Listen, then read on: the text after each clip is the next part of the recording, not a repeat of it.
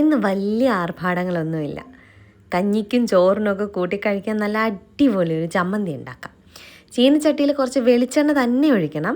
അതിലേക്ക് ഒരു 5-6 ചെറിയുള്ളിയും ഒരു ചെറിയ കഷ്ണം ഇഞ്ചിയും ഒരു ചെറിയ കഷ്ണം പുളിയും കുറച്ച് കറിവേപ്പിലയും പിന്നെ എരിവിനനുസരിച്ചുള്ള വറ്റൽമുളക് ഞാനൊരു 5-6 എടുത്തിട്ടുണ്ട്. പിന്നെ കല്ലുപ്പാണ് ഞാൻ ചേർത്തിരിക്കുന്നത്. കല്ലുപ്പുണ്ടെങ്കിൽ അത് ചേർക്കുക, ഇല്ലെങ്കിൽ പൊടിയുപ്പ് ചേർക്കുക. എന്നിട്ട് ഇതെല്ലാം കൂടെ വഴറ്റി ഈ ഉള്ളിയൊക്കെ ഒന്ന് വാടി വരുന്ന വരെ ഒന്ന് വഴറ്റിയെടുക്കണം. എന്നിട്ട് ഇത് ചെറുതായിട്ടൊന്ന് ചൂടാറിയ ശേഷം നമുക്കിത് മിക്സിയുടെ ജാറിലേക്ക് അതിലൊഴിച്ച് ആ വെളിച്ചെണ്ണയോട് കൂടി തന്നെ ഇട്ട് കൊടുക്കാം. എന്നിട്ട് നമുക്കിതിലേക്ക് തേങ്ങ ചിരകിയത് ചേർക്കണം. ഞാനിപ്പോൾ ഒരു 2 പിടി നിറച്ച് തേങ്ങ ചേർത്തിട്ടുണ്ട്. ഇനി നമുക്കിതൊന്ന് കറക്കിയെടുക്കാം. ഒരുപാടിട്ട് അങ്ങ് അരക്കരുത്, ഒന്ന് കറക്കിയെടുത്ത് ഇതുപോലെ ഉരുട്ടിയെടുത്ത് കഴിഞ്ഞാൽ നമ്മുടെ തേങ്ങാ ചമ്മന്തി ഇവിടെ റെഡി ആയിട്ടുണ്ട് കേട്ടോ. പണ്ട് കല്ലിലൊക്കെ അരയ്ക്കുന്ന ടേസ്റ്റൊന്നും കിട്ടില്ല, എന്നാലും ഇതും കിടിലനാണ്. നല്ല ചൂട് കഞ്ഞിയും ഈ ചമ്മന്തി ഒരു പപ്പടം ഉണ്ട്, കുശാലായി. അപ്പോൾ എല്ലാവർക്കും ഇഷ്ടപ്പെട്ടല്ലോ. പിന്നെ വീഡിയോ ഇഷ്ടപ്പെട്ടാൽ ഉറപ്പായിട്ട് ലൈക്ക് ആൻഡ് സബ്സ്ക്രൈബ് ചെയ്യണേ. അപ്പോൾ ഓക്കെ, ടാറ്റാ.